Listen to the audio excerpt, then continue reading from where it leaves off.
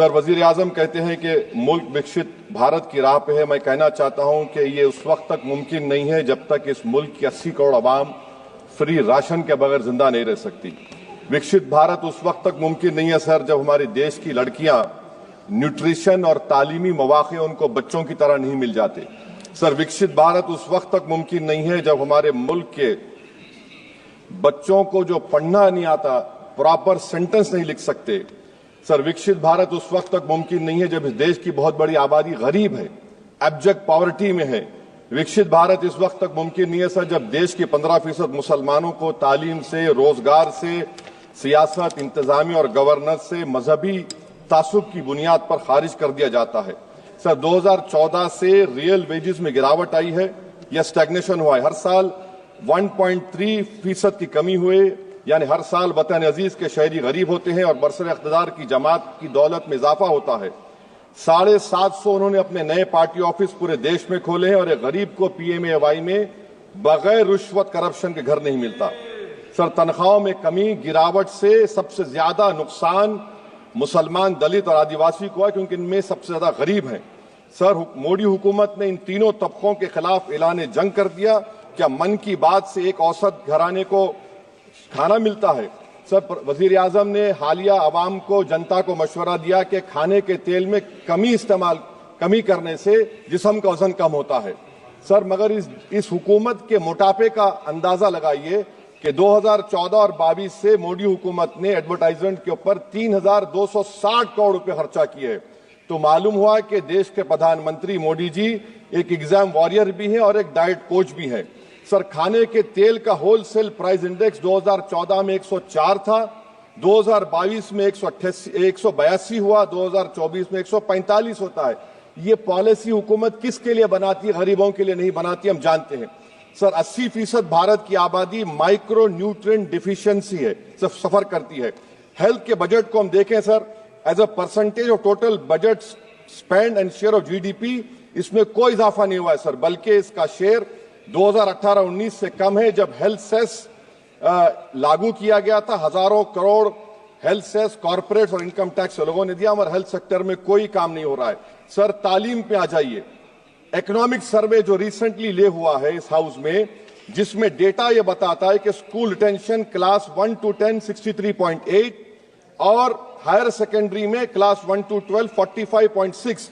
मतलब यह है कि सर, एक 1/3 हमारे बच्चे 10वीं तालीम को मुकम्मल नहीं करेंगे और आधे से ज्यादा 12th की तालीम नामुकम्मल करेंगे।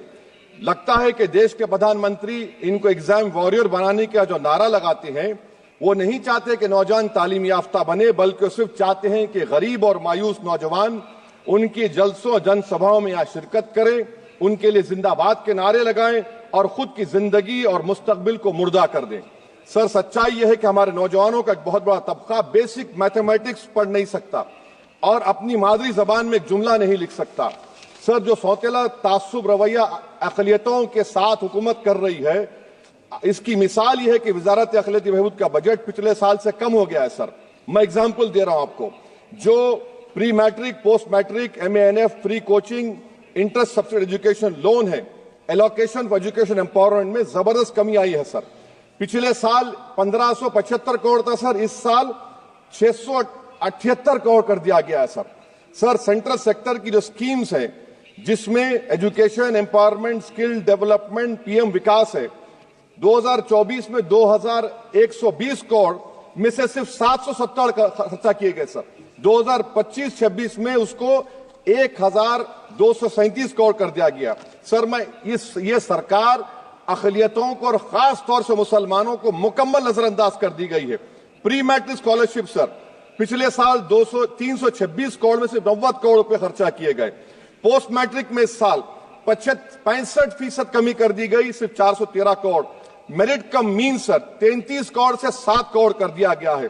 कौमी वक्फ बोर्ड तरक्याती स्कीम, शहरी विकास संपत्ति सर 2023-24 में 17 करोड़ में 8 करोड़ दिए गए, 1 करोड़ खर्चा हुआ। 2024 में 16 करोड़ सिर्फ 3 करोड़ रुपए दिए गए। इस साल 13 करोड़ रुपए दिए गए हैं।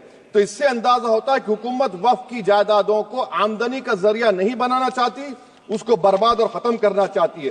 सर, स्किल डेवलपमेंट में हमारी दोहर उस्ताद नई मंजिल बिल्कुल खत्म करके रख दिया। अब टेक्सटाइल इंडस्ट्री बर्बादी के दहाने पे आ गई सर। 2016 तक भारत में सबसे ज्यादा रेडीमेड गारमेंट्स हम एक्सपोर्ट करते थे, आज उसमें 14% कमी आई, बांग्लादेश हमसे आगे चला गया। सर मैं एक मिसाल दे रहा हूं, मालेगांव में पावरलूम इंडस्ट्री में जो रोजगार देते हैं, ना उस पावरलूम इंडस्ट्री के लिए ना उसमें लेबरर के लिए कुछ बजट में रखा गया है। RODTEP, ROSCTL में एक्सपोर्ट प्रमोशन की पॉलिसी नहीं बनाई गई। ग्रुप इंश्योरेंस और GIS को क्यों बंद किया गया इन पावरलूम इंडस्ट्री के लिए?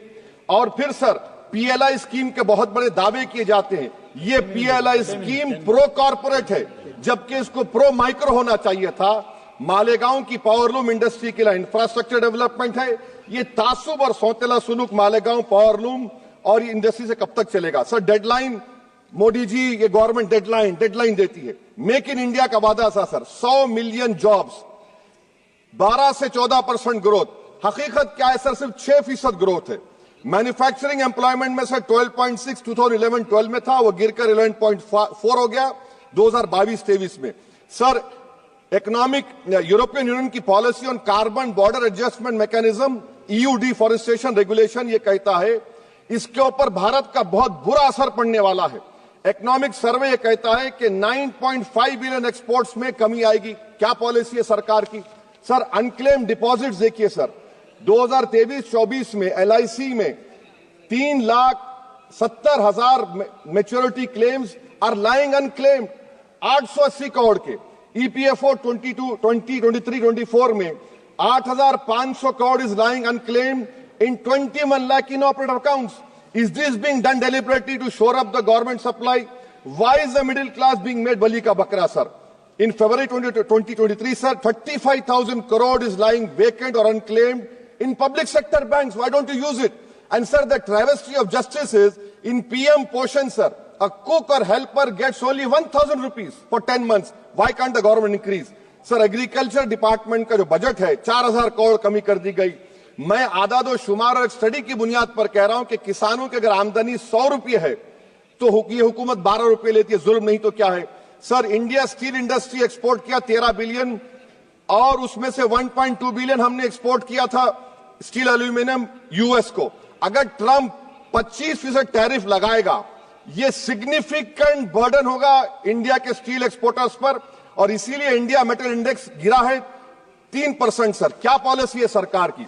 सर कंक्लूजन में अब आप देखें, the revenue through income tax is set to increase by 4 lakh crore for BE24, while the corporate tax is only set to increase by 60,000 crore.